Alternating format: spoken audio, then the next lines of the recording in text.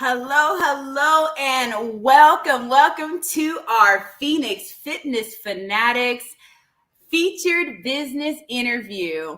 We are taking center stage on the Own It magazine platform today with our special guest, Miss Tracie Randolph, the Reset Coach. Now, all y'all corporate ladies out there that are all stuck in that corporate hamster wheel. Y'all are just stuck. You don't know what to do, and you got every excuse on how not to get in that exercise and that healthy lifestyle. This lady is going to share with you how she can help you get to the other side. I'm going to go ahead, not further ado, go ahead and bring Tracie on into the room. All right. Hello, Hello. and welcome, Tracie. How are you today? I am great. Thank you for having me on here today. Yes, of course. Well, Tracie, again, I've been following you for a moment, and I love your energy, love what you're doing out there, with just our corporate people. And you've been in corporate, I've been in corporate. We know that just crazy rat race, right? So Absolutely. just tell me, how did you get into just the whole health and wellness? Yeah. Okay. So we were talking a little bit backstage, you guys, but I was in corporate, like you said, running that rat race on that hamster wheel and saying, I need a break. I need a break. And I was not into health and wellness before this particular event happened. So I was asking for a break, and God gave me a break in the form of breast cancer. I always say that it's the best thing that has ever happened to me, really, because it gave me some awareness into, health, fitness, nutrition, but it also led me to my purpose. So it was a blessing in disguise. And I just, say, okay, thank God for it. However, I thought I was healthy. I was always thin. And I just thought I was healthy because I was thin. Well, thin does not equate to healthy. I was stressed out, working really long hours, had crazy commutes trying to get back and forth to work, trying to get back to my son. The work was really demanding. And I really attribute all of that plus, not eating well and not exercising. I attribute all of that to, having breast cancer. And I really said to myself, I need to figure this out. I couldn't understand why it happened. I didn't really feel like I was doing anything crazy, but I did eat anything that I wanted, and I was under a lot of stress. So I said, these have to be two contributing factors to why my body accepted cancer. And I just started doing research, and I'm like, whoa. And I fell in love with it as I started to research what food really does for the body. When you eat the right food, I fell in love with it. So that's how I came to this. Wow. Well, it's so true that stress it is that killer. Stress can manifest so many different things in our body. I've had many conversations with my mother through the years, who is diabetic. Mhm. And she's never really been, like you said, you haven't been overweight and things. You've always been very thin. She had Mhm. always been thin. She's always gone out, worked out, things like that. I remember my mom coming home from work and hitting the track. But Mm. because of all the stress that she went through, she Mhm. became diabetic, Yeah, in her 40s. So, it's really important that we really look at stress and really look at the things that we can do to yeah, incorporate in our lives, to keep that down, because that is the culprit of many different ailments in our body. absolutely. Absolutely. Oh my So goodness. how is she doing now? Is she doing better? She actually she's managing it now. I mean, she's been on medication for many years now. I, in my own journey, I researched a lot of different teas and things like that regulate blood sugar and things. And I would give her those things and have her try it. But the Mhm. teas that I incorporated also Mhm. make you lose weight. Okay. So when you are not trying to lose weight, Yeah. my mother was looking like Skeletor for a second Yeah. because she got so thin. I mean, she was a size 0 at some point, and it was just like, Okay. whoa, wait a second, you're not looking healthy. Yeah. But her blood sugar was changing with the Okay. tea, so it was giving that positive effect for her. But sometimes people are just when you've had medications, I guess, given to you and you get used to having that in your life, Mhm. it's hard to release that. I Sure. myself, I don't like medications. I never really have. So I've never gotten stuck in that. But I know there are a lot of people out there that struggle, when they get in that, get caught up in that medical or that medicine wheel, I say, Yeah, yeah. that they can't get out of. So. And it's a different generation, right? Because I can attest to that too with my mom and some of the ailments that she has, and Yeah. trusting the doctors, and nothing against doctors, but Right. it's just their generation too, where that's more accepting than it is for Mhm. ours, right? Right. Yeah. Yeah, exactly. So what do you think your biggest aha moment has been since you started in your journey? Mm.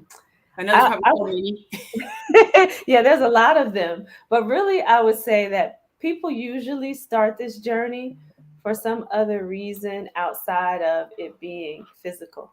It's usually more mental. There's usually something that has happened that has made them say they want to either lose weight or have more energy, or there's something else going on. So that's the biggest aha. Becoming a coach, I really found out that it's not just about the physical body. It's usually something deeper. Yeah. Yeah, there definitely is a lot of mental behind it. That's, Mhm.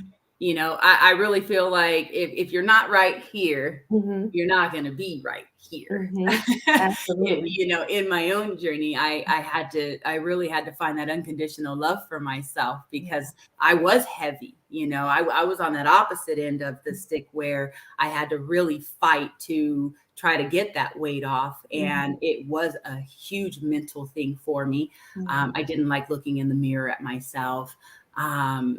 When I would want to even be intimate with the person I was with, I would be in the Mhm. dark, things like that. Don't turn off the lights, or Yeah. don't look at me. When I would go out, sometimes I would, really rethink, the things that I would order. And I would sometimes order things that I didn't really necessarily want because I was Mhm. worried about how people were looking at me and things like that out there too. So Mhm. it definitely is a mental, thing to it. But once you do figure that out and figure out those little things that you need to just help you to make yourself happy, get those affirmations. I mean, I had sticky notes all over the place to remind me how awesome I was. Mhm.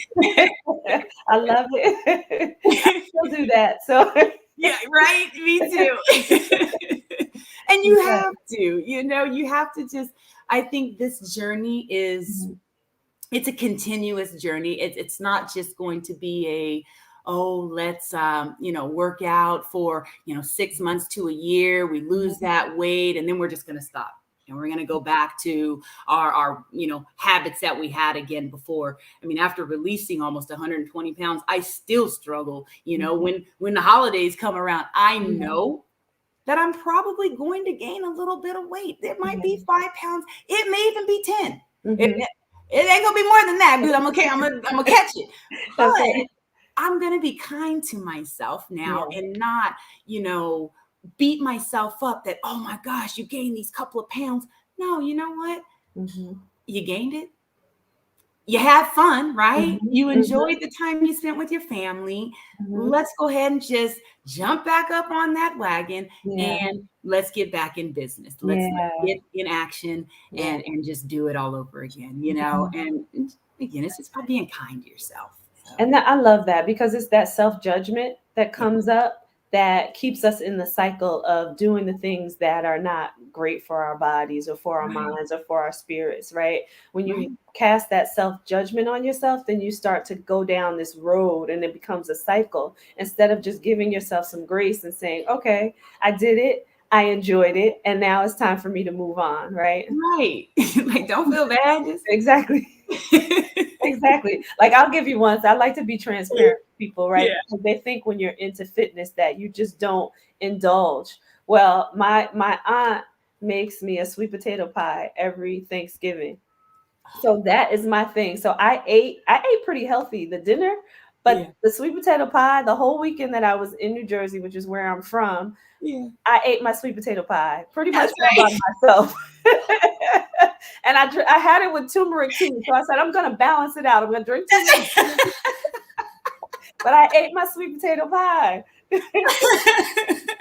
Look, as you should never deprive yourself of anything unless your doctor tells you, hey, you have to, you can't Yeah, have that at all. It yeah, is, hurting you. yeah, Don't deprive yourself of that stuff. yeah, In my journey, I have not deprived myself. I have just found out what portion sizes are. We exactly. don't know about portion sizes anymore. I mean, you go to a restaurant or, even these little fast food joints, Mhm, sometimes if you ask for a small, what do you mhm. get? You get this big, large looking thing. And if you ask for a large, you get this super sized, big Size. gulp looking thing. Yeah, I mean, and it's just yeah, ridiculous on, on yeah, what we have, this, preconception of what our portion sizes are supposed to be. yeah. And And no, it's completely opposite where they should be small, yeah, you know? that's typical of the US too, right? Yes. Like we indulge a lot here in this country. You go to other countries, they don't eat the way that we do, right? The portion sizes are much smaller. They are, and they have a lot more color and a lot Mhm, more, vegetable. I mean, when you look at the US, I mean, you see a lot of meat and potatoes. I mean, mhm, it kind of is what it is. But mhm, I'm glad to see now, though, that there's so many more. I'm not vegan, but I do mhm, like vegan food, mhm, but mhm, I don't want to deprive myself of having my chicken and my mhm, fish when I want that. And mhm, even if I want a little bit of pork as well, if mhm, my husband is, has some Chinese descent in him and he loves mhm, pork. So sometimes mhm. he'll make that Chinese pork and I'm like, hey, I'm going to have a little. My stomach does get upset, Mhm, even if sometimes I will indulge and I'll go to like an In-N-Out burger mhm. out here in California and I'll get, that hamburger and it'll be protein style wrapped in lettuce. Yeah. But that beef, because I just want that taste, it's usually Mhm, on cheat day, mhm. but it will always kind of mess up my stomach. So I tend to Yeah. just think about it when my stomach gets upset, like, do I like this feeling? Right, right. Right. I know I don't like this feeling, so I may not want to have that. Next time I want to make a better choice. Yeah, So, and it just kind of becomes automatic after a while. yeah. I mean, I haven't had beef or pork in, oh my gosh, it's been over like 25 years or so. Wow. Yeah, and I just actually, to be honest with you, right, the full transparency again, Yes. because it was a fad. Like I decided not to eat it. It was kind of like a fad. And so it's Okay. probably been longer. It's been longer than that because it's been since college. It was kind of the thing to do, not especially pork. It was like, don't eat pork. And then I Yeah. just decided that I was going to couple that with beef. And then I just lost my taste for it. So I just don't eat it any longer. And I don't even have a craving when I see it. It's like my son still eats Mm. everything. My family still does, but I just don't. I don't know. I just gave it up. And it wasn't for health reasons either when I started that part of it. And I think I remember some of my family members actually kind of getting involved in that fad where it was Mhm. okay, I'm gonna quit pork for a while. And Yeah. these were family members that would be at the barbecues and all that stuff, sucking the pork off that bone, okay? And all of a sudden, no more. Yeah. I said, I can't do it. I'm sorry. I said, again, I know myself. If Yeah. I just deprive myself of it, I know that if somebody presents it, I Mhm. will go way overboard. And Yeah. I'm not going to do that to myself. Yeah. Yeah. Yeah, and that's what people don't realize too. Like if it's not like if that's not realistic for you, don't do it that way. Just don't Right. try to go cold turkey and say I'm going to give this up. That's And then right. understand the reason why, right? Yeah. Like why you're giving it up. What does it really make a difference to your body? Understand, like you said, let me recognize what's happening when I eat it and see if I really like this feeling or not. And then Right. say, okay, I'm going to give this up. Or if they've Right. told you, like you said, there's some health implications to eating it, then don't do it. But you gotta give yourself some grace there and recognize what your body's telling you. That's right. That's Mhm. right. So I'm not, I love chocolate, so I'm gonna have a little chocolate every once in a while. So Annie, tell me what gets you up out of bed every day? So I do virtual fitness classes. Oh, I So the beautiful ladies that join the classes, that's what gets me up every day. Besides my beautiful son, of course. But that's what gets me up every day. Just being able to get on with the ladies and work out and feel good. And right, quite honestly, and you could probably attest to this too, as a fitness fanatic myself, right? Like I don't want to do it every day. But once I get up and get moving, I feel so good that I could just keep going, Yeah. but it's not every day that I wake up and say, oh my God, I just want to work out. But Yeah. afterwards is that feeling is amazing. So, but those ladies, like, they're committed and they're focused, and that's what drives me. Like, I got to get up and do it for them. Oh, I love that. I love that. You and I have that same heart there. That is definitely when you get on your screen, right? And you Yeah. see the ladies up on that screen, they Yeah. showed up, right? And Yeah. to be able to just be that inspiration that helps them to show up, it, Yeah. it really that's really just it's an amazing Yeah. feeling. So I feel you, sis, right there. Yeah. And then, when you get those messages and somebody's telling you how good they're feeling because Yes. they worked out, like, that's the best feeling in the world, because it's helping them even beyond how they're feeling about it. Like, physically, it's Yes. also helping them. So to know that, oh, they feel, because if they feel good about it, they'll keep coming back and they'll That's keep right. doing it, That's right. they'll keep going. So that's Right. the beauty of it. Yeah, just getting together, having fun. Yeah. Yeah. I think when I do work out with my girls, I tend to feel like I'm floating on a cloud when we end. Yeah. That's what I always say. Yeah, I always say to them, all right, we're gonna have fun. Like, I post in our group, and they're Yeah. like, I don't think this is gonna be fun, but we're here, we're in it. It's got to feel fun. It's got to be fun, not work. Yeah. So Yeah. if you create that type of environment for your clients, Yeah. they're always going to continue to come back, and that Yeah. sounds like, well, that's what you do for your clients. So what's been the biggest aha moment for you as a coach? And again, I know that's probably a lot of those too. Yeah, let me see. I would say, when coaching people, I would say, kind of like putting myself aside. Everything that I am, that I know, for the most part, there's some advice that comes in there, but really putting myself aside to get on, I would say, like, the map of the person that I'm coaching. Because it's not really about me and what I've gone through. It's about what that person has gone through, what they're going through, and helping them see how they can get to the other side. Because it has to be their decision. So that's the biggest thing about being a coach. As you said earlier, we've been in corporate, and being a corporate mentor is like, it's advice. It's more advice and telling people what they need to do, Yeah. versus being a coach where it's listening and asking the right questions so that they can decide what they need to do. Yeah. And sometimes that could be a hard transition. Yeah. Yeah. Yeah.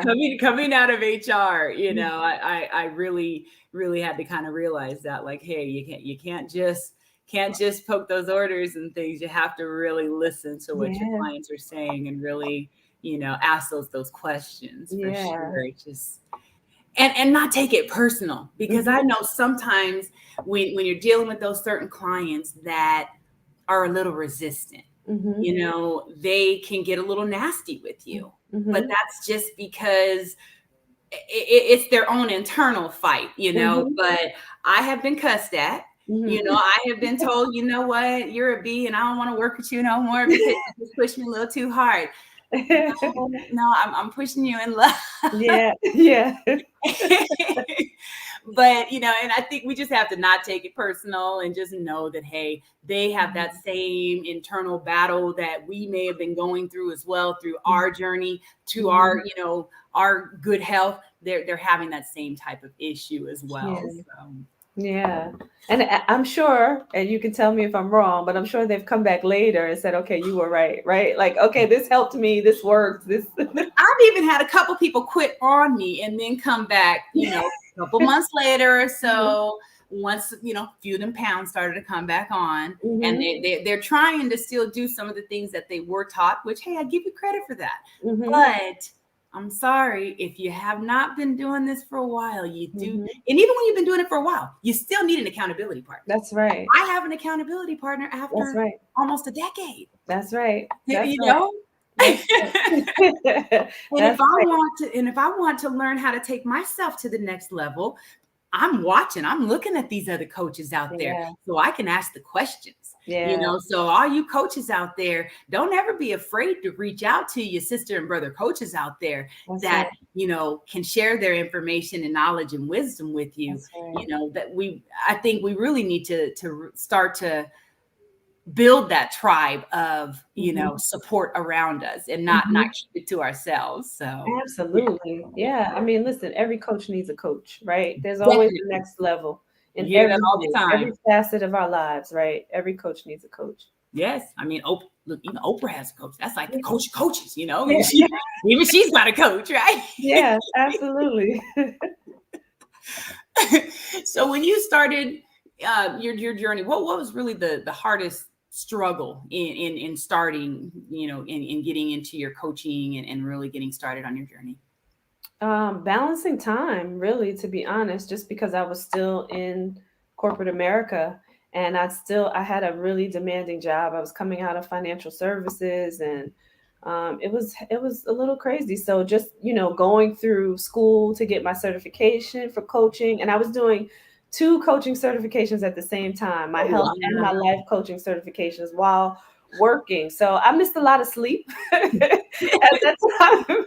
So that was the hard part, just balancing. And I'm a mom, so all of that was difficult, trying to just bring it all together because I knew that this day was coming. Like, I knew that day that I was going to say, okay, I'm leaving. I knew Yeah. that was going to come, and I wanted to make sure that I was prepared for that.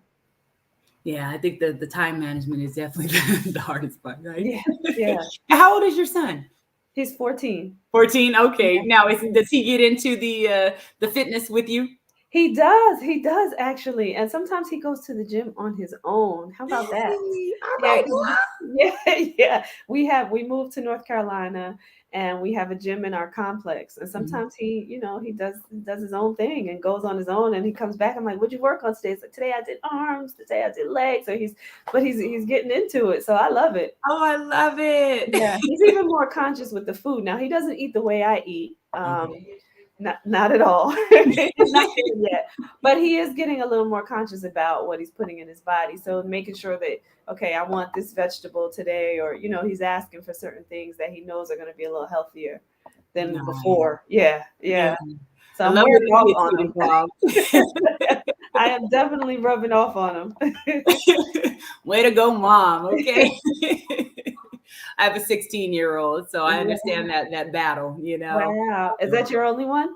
That's why, yeah, that's my only one. And then I do have a stepdaughter, but she doesn't live with us, but she's a very picky eater, Mhm. and but she eats well. So her mom definitely feeds her well. So yeah, my son, he eats pretty good. I mean, Mhm. I got very lucky because when my son was, really young is when I had that aha moment, right? Mhm. I mean, he was about 5. Uh, So, I had my son eating broccoli and he'll still to this day eat, raw broccoli yeah. and, Oh, nice.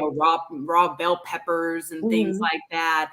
And That's I love that, and now that he's getting older, it's like his palate starting to change. So he's even incorporating, the onions and the mushrooms and things like mm, that. I So love it. That's yeah, so awesome. he's Yeah. definitely picked up a lot of the tips and things from mom, and I Mhm. hope he continues. Once he gets older and gets out of the house and Yeah. everything, that he continues that because he still has that fast food bug as well, just like most kids do, Yes. Now and that's the sugar bug, right? yeah, the sugar bug is real. That is real. The Christmas time, he'll have a whole red velvet cake, and it'll be all his. Nice. So when you're not in athletic gear, what do you wear? Because Right. the struggle is real, sis. Right. It is real. So I am mostly now these days in athletic gear, but I do love a good pair of heels, I love a good pair of heels and a nice dress. It's just now, I don't really get to wear those things that often. I'm not really going places, especially with COVID, right? Yeah. I'm not really going places that warrants me to put those things on. So I'm ready for things to open up again. So, I can get in my heels and my dress and flaunt and walk a little bit, be a little sexy. But yeah, that's I miss those things now. But that's because of COVID though, Yeah. really. Yeah. I think I was in sweats and things even before COVID. After going from corporate America, though, when you had to dress up Yeah. and go into the office, that got really old, I think, Yeah. for me. So, Yeah. this is the extent. But I Yeah. do love jumpers as well. And I think I'm going to actually come out with a line of jumpers here Oh, very soon. So, all right. I like that. if you ask my husband, he'll tell you I will be in a onesie, Mhm. okay? And I said, hey, jumpers are the adult onesie. Thank you Yeah. very much. Yeah, and they look good. They look good. You can dress them up or down. So I Yes, like it. like either flip flops or heels, right? That's right. That's right.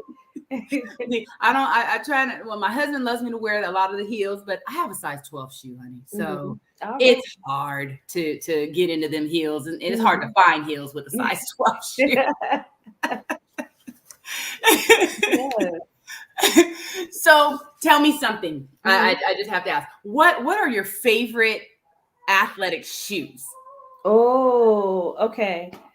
Oh, well, when you talk about athletic shoes, if it's to work out, Yeah. It's usually a pair of Nikes. Okay. Okay. Definitely. But when it comes to wearing my athleisure wear, because that's usually what I'm in, I love Adidas. I love Adidas. And I'm a big fan of Athleta also. They have some Okay. great I haven't tried the Athletics yet. yeah, they're breathable. Let me just put it that way. They move really nice with you when you're working out. So I like their gear as well. Nice. Okay. Yeah, I had a little bit of problems with the Nikes because the Mhm. Nikes actually have a an arch in them. I didn't know that they Mhm. actually made the Nike with a natural arch already in it. Yeah. So for someone like myself, I'm flat foot. I didn't know Mhm. I was flat foot until just the last couple Mhm. years now. I Okay. went into a Fleet Feet place here locally, and they Mhm. put me on this little pad thing that measured my foot, and it Mhm. let me know that I can't wear any of the shoes that have the natural arches in them. Wow. So I actually wear the Quick Clouds because Mhm. they're more of a flat, but they are also running and hiking as well because I love Yeah. getting out there in nature. So Ah, nice. what's your favorite thing to do when you get out there and you want to get active? Is Mhm. it do you like going to the gym and really just hitting it hard, in the weights? Do you like going out to, out in nature, hiking? Mhm. What is just like your jam? So I am more of I like calisthenics more than anything else. So I can do it outside. Like give me some steps or, like just something that's around me, a bench, I like more of those things, the squatting, the lunges, and add some resistance, some dumbbells, kettlebells to that. But that's my jam. So if I can get outside and do that. Now those you don't see often though. I don't video those a Yeah. lot because it's usually when I'm in my own zone. So I Yeah. don't even think to video those because I'm just kind of doing my own thing. But Yeah. that's my jam. Yeah. See, and that's the time that you gotta have that video out I know. there when I you're know. in your jam. I love how you just, you mix that nature with that as well though. I mean, Yeah. it's just so important to get out there, get that fresh air in when we're working out as Yeah. well. And yeah, I think it takes it to the next level for us too. Yeah. Yeah. Because it's like, I don't know, just it's something about the sunshine for one, just getting Yeah. out and being out in the air and just breathing. I know when COVID first started, I was out walking every day because I'm like, I Yeah. just need to get out and get the air and, just allow for the sunshine to hit my face. Right. Yeah. Yeah. I mean, just make you feel alive. Yeah. So many Yeah. people stayed inside. Mhm. So yeah, wow. Let's see. So who inspires you? Well, the first person that inspires me is my mom because Oh, she is just a strong woman, just resilient. She's gone through so much in her life, has a lot of medical issues as well, but she always wears it with a smile. mhm. She's always kind to people, always looking to see what she can do for somebody else, even though she has so many things going on in her own life. So she really inspires me, my mom first and foremost. Yeah, for sure. Awesome. And then I'm inspired by just the people that some other people that we are affiliated with. Like, I'm just inspired by the people that are out there who are real and authentic, who are out here really doing it and really concerned about helping others do the same. So that's what inspires me more than anything. I mean, don't get me wrong. I love the Oprahs and the Tony Robbins and Lisa Nichols of the world. Like, they're amazing people. Yeah. But I don't touch those people on a regular basis. But the people that I have the opportunity to touch and talk to, those are the people that inspire me the most, because like, everybody's out here doing it. You know what I mean? Just really living life authentically, and just really worried about how I can do something for somebody else. And that's the most important important part of it. I'm getting a little choked up here, but that's really what's most important, is when you can touch another life and you're intentional about wanting to do so. Yeah. Yeah. And I think we have some really amazing people out there in our tribes. Just, shout out to, the Carrie Crosbys, the Michelle Hardy, and, Michelle Johnson. I mean, just not everybody, LaShawn. I mean, you can name some too. I mean, we got so many just powerful people out there, just really doing some things, and we need more of that, in this world, especially now.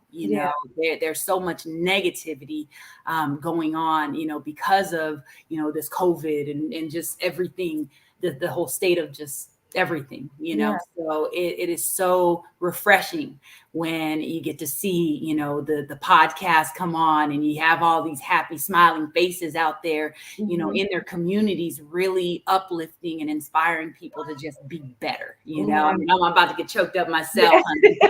It's just amazing just to see, these powerhouse, women, men and women, out there just really doing the doggone thing. So that really warms my heart, because in corporate, had I not become a coach, I would not be connected with so many amazing people, right? In corporate, you just don't find that. And don't get me wrong, I've worked with some good people, but it's not the same. People who are really out here living life and being intentional about what they're doing, and really, living life on purpose. And you don't see that in corporate America a lot. So had I not become a coach, I would not be connected with so many people, so many powerful people. Yeah. You definitely don't see that in corporate. It's I think, I mean, I met a lot of very, brilliant, powerful people in corporate that touched my heart, but just the whole feel of corporate is just that, it's programmed. It's everyone is just really very competitive. It's about, me. What can I do to get myself to that next level, kind of thing, and not wanting to help the other people around. So, I mean, it is definitely a blessing to see all these coaches and all these mentors just coming up, and really making their mark, in the world with their real life stories, and having people be so courageous in being able to share their stories and be open to share their lives. Because we all learn from that. And, we have to just keep doing that. Just keep on sharing, It's like your phoenix, right? It's the phoenixes arising, right? Right. Yeah, exactly. And that's why, that's really why I chose the Phoenix. I have a Phoenix on my back, and I did that. I got that tattoo when I lost my first 100 pounds. Oh, right. And I did that because I said, you know what, Tiffany, you shed a toxic relationship. Because I always tell people, I shed for 100 pounds, but I also shed another like 280 with that. Because he walked out the door when I lost my first 40 pounds. So,